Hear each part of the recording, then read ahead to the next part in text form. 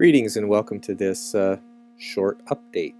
I did a webinar just a little while ago, early December here, The Hidden Power of Private Person and Natural Person. It was really focused on introducing the concept that private person and natural person were not negative, disempowering legal terms or legal statuses. Many people have been scared out of their minds about the entire word person and have been told by various gurus and various teachings that you don't want to be a person under any circumstances. And I don't believe that that's true at all. I cover that with regards to why and how and some of the connections to the system that are beneficial to us by claiming that status through this particular webinar. So if you haven't seen it, check it out. It's been shared a few times on Facebook, so people seem to like it, and you can easily access the link for it off of the sidebar. It's right there. It'll take you to this page, and the webinar is got a testimonial there from somebody I was working with on it, and down here. Plus, I also include all the links that are relevant to the circumstance that I'm covering in that particular webinar there. So I try and back up all the research, give you the resources and sources that I'm using to come to my conclusions, so that you can, again, confirm what is being said instead of just believing blindly what is being said. And people have a lot to overcome with the word person. I've dealt with a number of people trying to get them to understand the power of the status of private person, how it is positively recognized by the system, and they are scared out of their minds about it as well. So many of the freedom and sovereignty, etc., movement individuals are afraid of the word person, and the system is afraid of you using the term private person, natural person, and the status that goes along with it. And they are resorting to serious infringements of rights to try and dissuade people from even using those terms in court. And there's a good reason for it. And I'm just going to go over some of the additional little tidbits that I've come across just recently in order to solidify and open up some minds to do more research into this, what I consider to be hidden power and forgotten power of the term from its use. So this here is one of the sources I mentioned in the webinar on the hidden power. This is the Bijural Terminology, and bijural means two jurisdictions. Canada is bijural. It has a civil law Quebec province, and it has common law provinces as well. So the federal government, which covers both jurisdictions, needs to consider the fact that when it writes laws, it has to be able to communicate through those federal laws into both jurisdictions with words and terms that those two different, very different legal jurisdictions actually can understand and recognize and work with. So I'm going to be referencing the Department of Justice website for this type of information. And you notice this black bar with Canada up here, as I mentioned in that seminar. As far as I'm concerned, that is an advertisement that you're no longer dealing with a lawful entity. Somebody somehow is taking over the lawful position in Canada and are advertising that that's not the real one you're looking at. So this recently changed maybe 6-8 months ago to this particular black banner. It had very different banners up previously. Again, I cover this in other courses. But this particular section on bijuralism and harmonization, there's two issues with regards to legal status and legal systems. And many people go, well, does common law still exist? Is it still operational? A lot of questions about that. I've answered that many times, but we'll hit that very quickly here. So this is the Department of Justice website. As a legacy of colonization of North America by France and Great Britain, two legal traditions coexist in Canada: civil law in Quebec and common law in all other provinces and territories. The Department of Justice is committed to respecting both legal systems in both official languages to ensure federal legislation is adequately applied everywhere in Canada. Some interesting words here, all right? Common law. Now notice the way that this is styled, and when I use the word style, that is very different than spelling. You've heard me hammer on this particular issue if you've listened to any of my other webinars.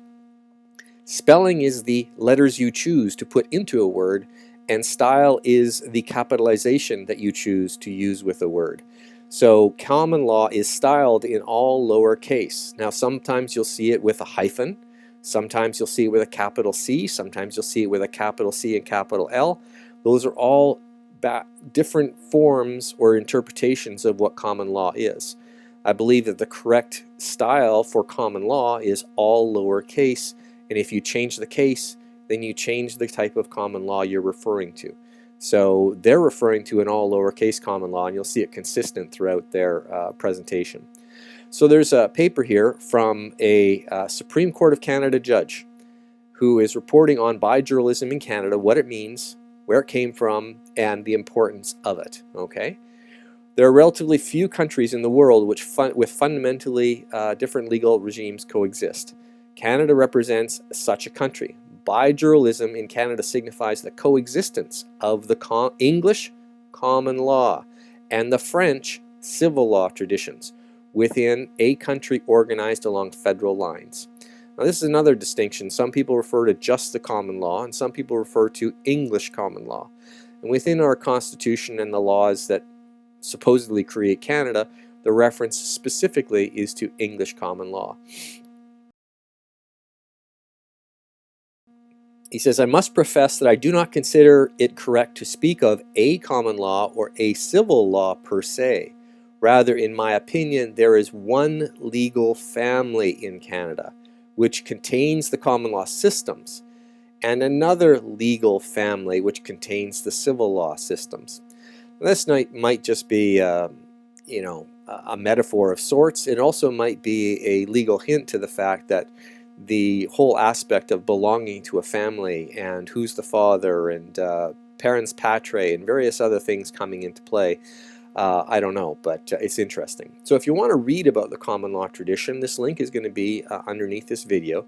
You can read this entire document, and I think it's a very good context with regards to common law, what it is, how it works, and what's relevant to us to understand the, again, legitimacy of common law and our desire to stay in common law and not get dragged into some private law system or Roman civil law structure.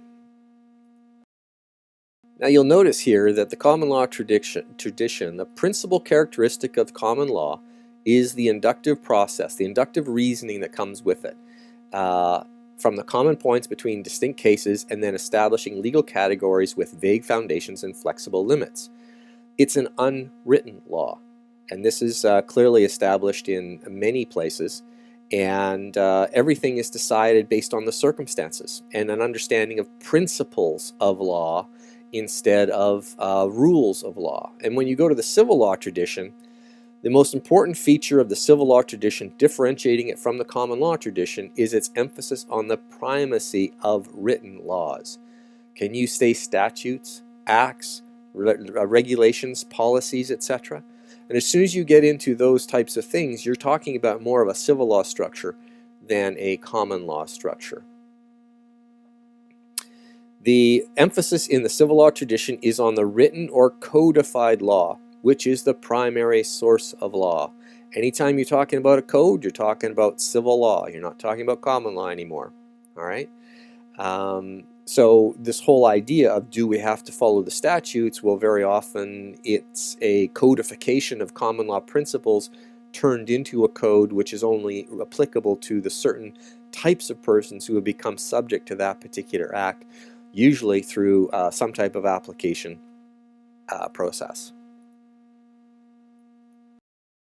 This particular piece addresses the entire Bijural Terminology record, which was a process to go through all the federal laws and remove any terms that were exclusive to the common law and did not translate because they did not exist as legal concepts in the civil law. And they've done this with the civil law as well to find terms that will be applicable in common law. So certain problems arise where federal legislation is drafted on the basis of common law system alone, or based on rules or institutions that exist only in the common law. This problem has now been addressed directly through a project of which you've been informed, which is the Bijural Terminology record. Now think about this. Based on rules or institutions that exist only in common law, would you like to make sure that you exist or your rights are clearly defined and exist only in the common law and can't be confused with some sort of civil law system? I think that's a good principle, which effectively is my interpretation of what the private person is. The term private person exists only in the common law and does not exist in civil law. This particular paragraph is of interest because it goes to the concept of private law. being different than public law, which is generally applicable to everyone. Over the years, pursuant to the division powers under the Constitution Act 1967, Parliament has enacted a considerable number of laws aimed at regulating private law issues. Again, it's separate and distinct from public law. Private law issues are limited applicability, and public law issues are general applicability, limited to the people subject to it or generally applicable to everyone. These matters include inter alia marriage and divorce, bankruptcy and insolvency, bills of exchange and promissory notes. Maritime law is also private law, and copyrights and patents of inventions, because they're dealing with property, and property is the exclusive jurisdiction of the provinces. For example, in order to have effect, legislation concerning bankruptcy, bills of exchange, or bank security depend on the existence of contracts, such as loans, sales, and hypothecs, which again, contract law is related to the property, which is again jurisdiction of the provinces exclusively under Section 9192 of the Constitution Act. One can also look to divorce and the extra contractual liability of the Crown, or the Income Tax Act, also under the category of private law, which determines the tax consequences of sales, assignments, of claims, of gifts, and legacies. These examples illustrate that certain public law statutes, which are different than private law, when applied in Quebec, require that recourse be had to the Civil Code of Quebec to identify the precise nature of the juridical act in question. The precise nature of the juridical act in question. Who is it applicable to? What law is in play? And what is the jurisdiction to actually enforce that particular law? So there's a number of things that are addressed in this here for covering the whole idea of the two jurisdictions, private law versus public law, and how they define the terms within those laws.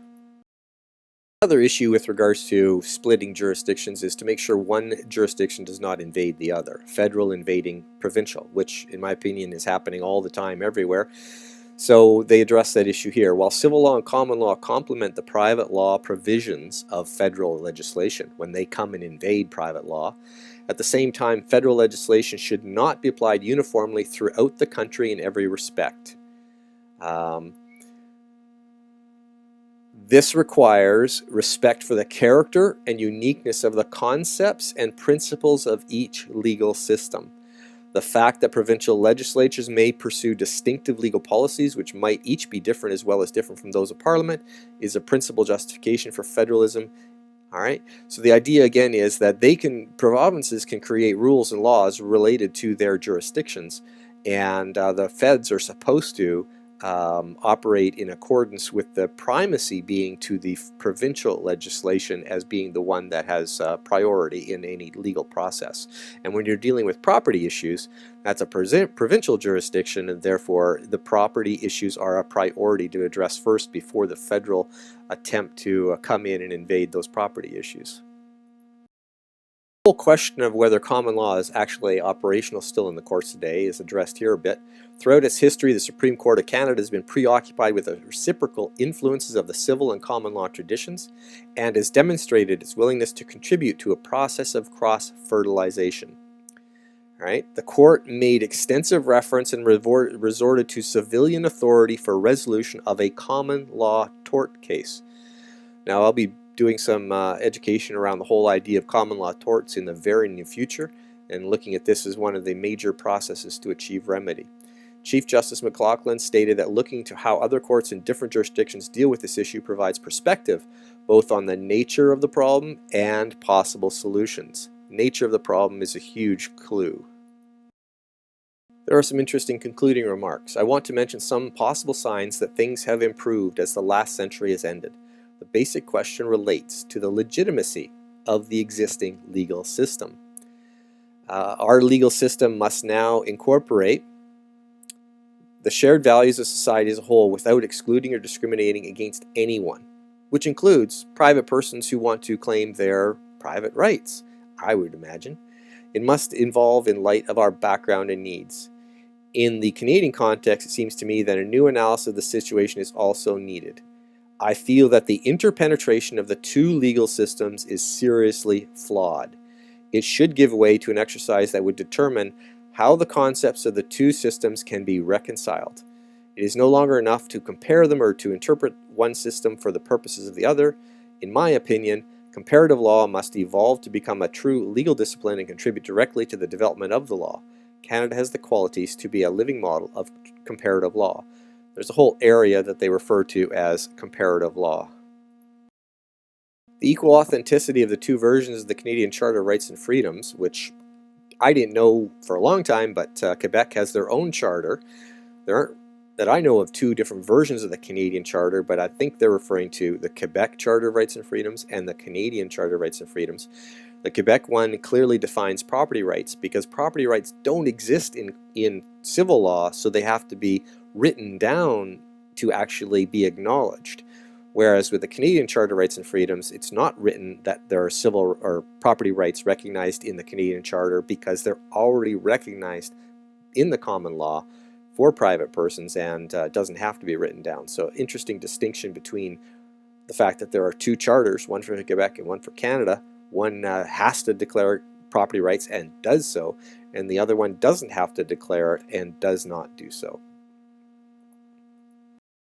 The game starts going off rails a little bit. It can also be said that as a result of the advent of the Canadian Charter of Rights and Freedoms and of the Charter's influence on all legal fields, we are moving farther and farther from the traditional common law method of interpretation and of application of precedents, which is, I believe, moving towards interpreting everything from the civil perspective as their modus operandi. But it doesn't say anything about rewriting, eliminating, or changing your basic common law rights and principles.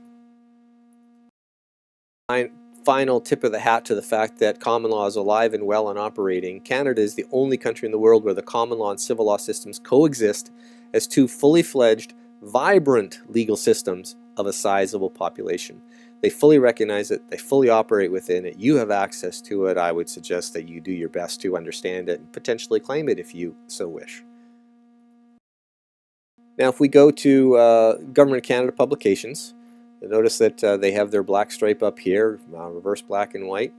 Bijural Terminology records, you can actually buy publications that talk about this, teach about it, cover it, etc.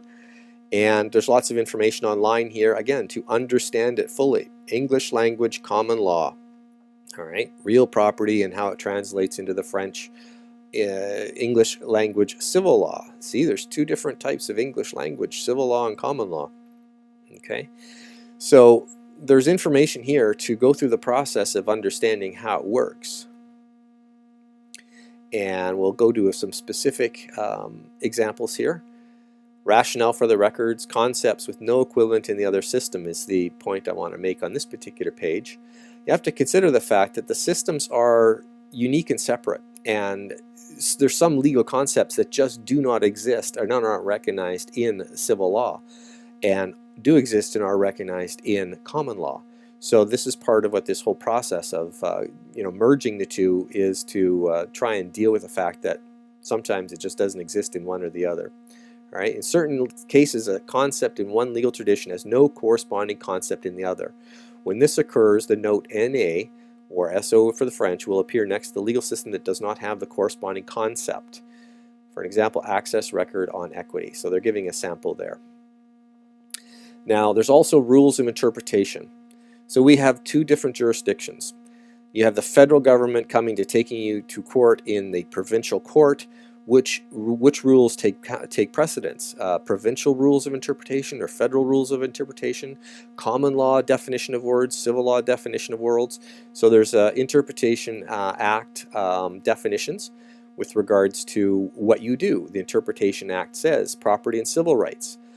Both common law and the civil law are equally authoritative and recognized sources of law of the law of property and civil rights in Canada, and unless otherwise provided by law, if interpreting an enactment, it is necessary to refer to the province's rules, principles, and concepts forming part of the law of property and civil rights. It is necessary to refer to the province's rules. Reference must be made to the rules, principles, and concepts in force in the province at the time of the enactment is being applied. Again, the federal government has to come in and recognize the supremacy of the province's rights and rules with regards to anything to do with their jurisdiction. Unless otherwise provided by law, when an enactment contains both civil law and common law terminology, or terminology that has different meaning in the civil law and the common law, the civil law terminology meaning is to be adopted in the province of Quebec, and the common law terminology or meaning is to be adopted in the other provinces. Which means that if you use a term of law that exists and has different interpretations in common law than it does in civil law, and you make use of that term in a civil law jurisdiction, the civil law definition applies. If you make use of that term in a common law jurisdiction, the common law definition applies. So they can't, in a common law proceeding, use a definition of a civil law interpretation because the common law proceeding defines the fact that there needs to be a common law interpretation of that word. So that's the guiding rules around which words apply. And just for fun, we're going to go back here for a second here. This is a list of words. You can do a word search to see all the different words that they have used or redefined because they don't exist in one jurisdiction or the other. And of course, you can click down to the various section that is applicable to, whatever it is that you wish to look at. And if we scroll down here to P for the word person, because this is the scary, scary word, person. Now look here, there's a second person definition. And this one has bracket private person. Now, if a person was a private person, there wouldn't be a separate definition section. This is one definition, this is a different definition, and we'll look at both those right now. So this is the definition of the word person. 160, this one here. So common law, they're saying, okay, the common law definition of the word person, the civil law definition of the word person, and what they had to do in order to modify the text. The old text used to say, for which the Crown would be liable if it were a private person of full age and capacity. And they also used the term any person up here. Now, what they've done is they've said, well, the term private person used in the English version is obsolete. Well, obsolete's a real interesting word. We just don't use it anymore. Doesn't mean it doesn't exist, doesn't mean it's void of anything. It just means that they choose not to use it. And we'll talk about that more in a moment, because they say it's obsolete, but it still exists in a number of federal statutes in very specific places. So what they've done is they've changed the English version to the word anyone, and from any person, and private person of full age and capacity to as if it were a person.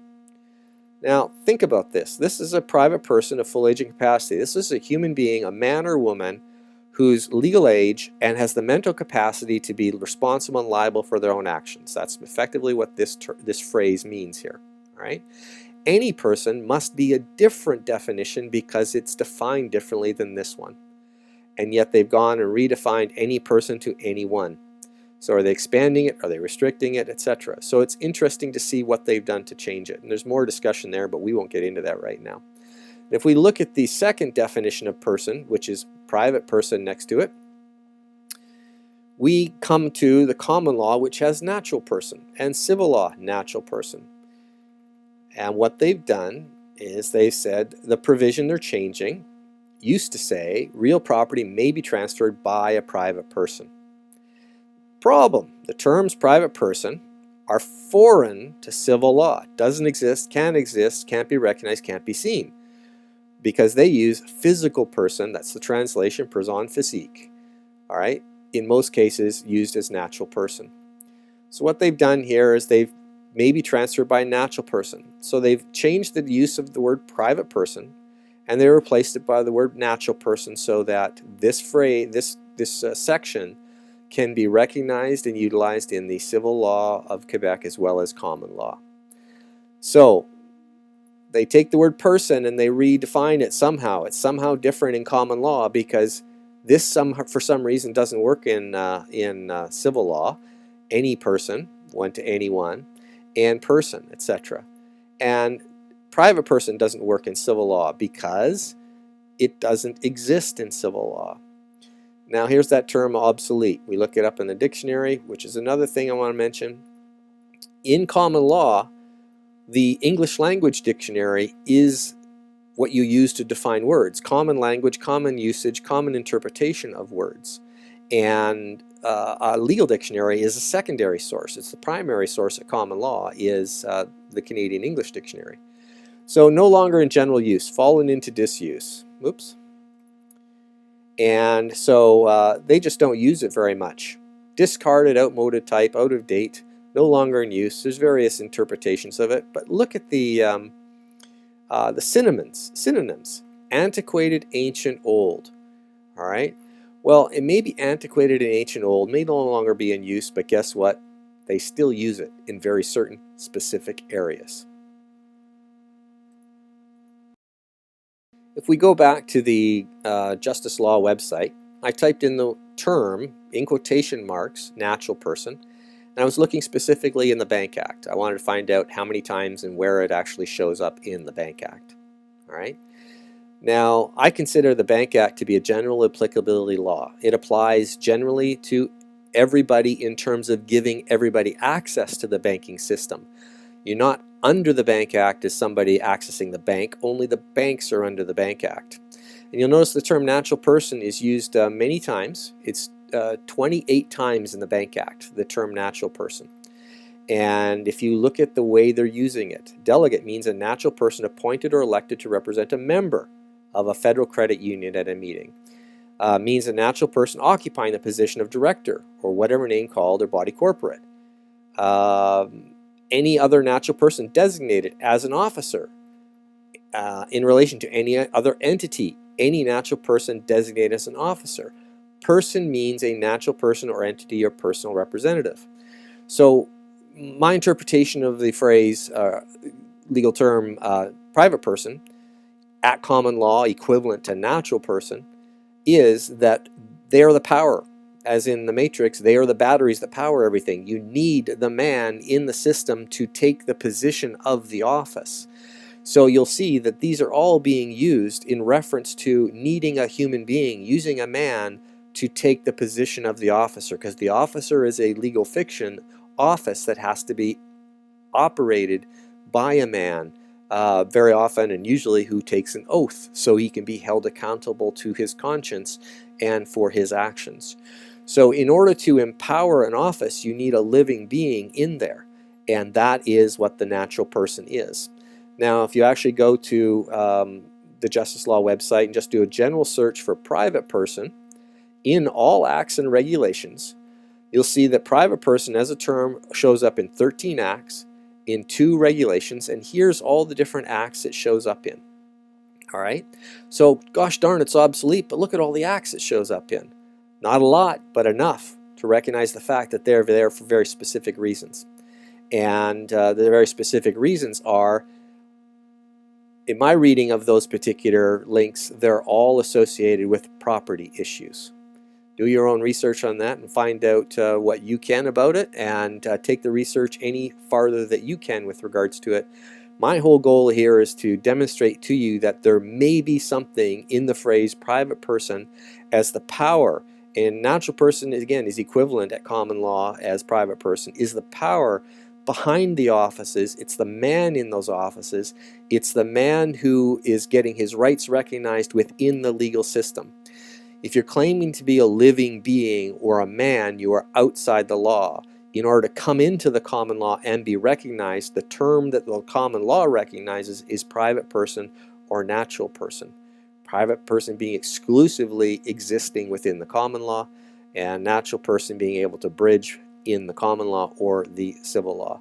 So for more on this, check out the webinar, The Hidden Power of Private Person. Go into more depth in more areas. Take care.